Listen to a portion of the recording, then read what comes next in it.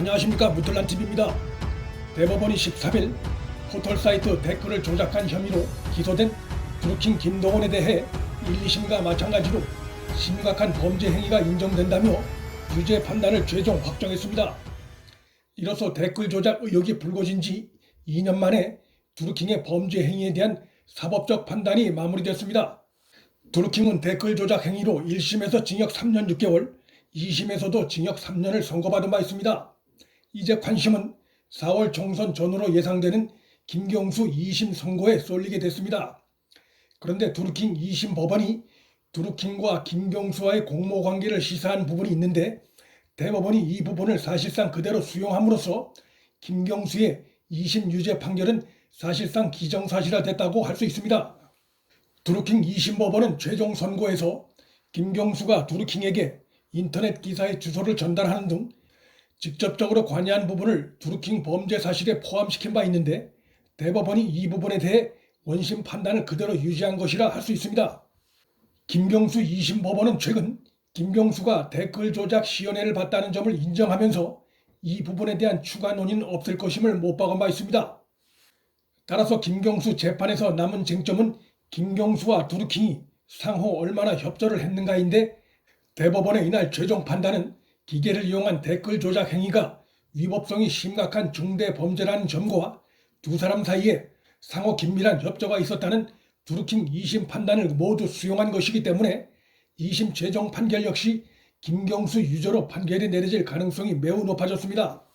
뿐만 아니라 드루킹 2심 법원은 드루킹이 김경수에게 댓글 순위 조작에 대한 결과로 공직을 요구하는 등 범죄에 상응하는 처벌이 불가피하다며 김경수를 언급하면서 여론 조작으로 공직이 흥정의 대상이 된 부분도 언급한 바 있는데 이 부분에 대해서도 대법원은 원심 판단을 그대로 유지했습니다. 이로써 김경수는 공직선거법 위반 부분에서도 유죄 판결이 불가피해졌습니다. 이날 대법원의 최종 판단을 볼 때 김경수가 향후 2심 최종 선고에서 유죄 처벌에서 빠져나갈 길은 없어 보인다는 것이 합리적인 판단입니다. 드루킹에 대한 판결과 김경수에 대한 판결이 지금까지 동일한 내용으로 이루어져 왔다는 점도 김경수에겐 불리할 수밖에 없는 상황입니다. 1심이 드루킹 유죄 선고를 내리자 김경수 1심을 맡은 성창호 부장판사는 김경수를 법정 구속시킨 바 있습니다. 2심이 역시 드루킹 유죄 판결을 내리자 김경수 2심도 가장 첨예한 쟁점이었던 댓글 조작 시연회를 김경수가 참관했다고 판단 내렸습니다. 또한 1심에서 김경수를 법정 구속시킨 후 사법농단 혐의로 기소돼 재판을 받아왔던 성창호 판사에 대해 이날 1심 법원이 무죄 판결을 내린 것도 성창호 판사를 적폐로 몰려했던 김경수 측에겐 또 하나의 불리한 상황이 될 수밖에 없습니다.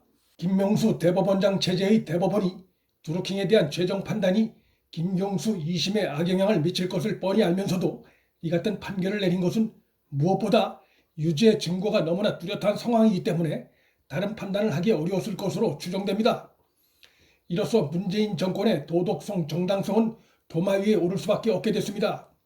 오는 4월 총선에서 지난 대선 당시 김경수와 드루킹 간의 댓글 조작 공모를 통한 선거 부정 행위도 울산 선거 부정 행위 등에 더해 여권의 또 다른 치명적인 악재가 될 전망입니다.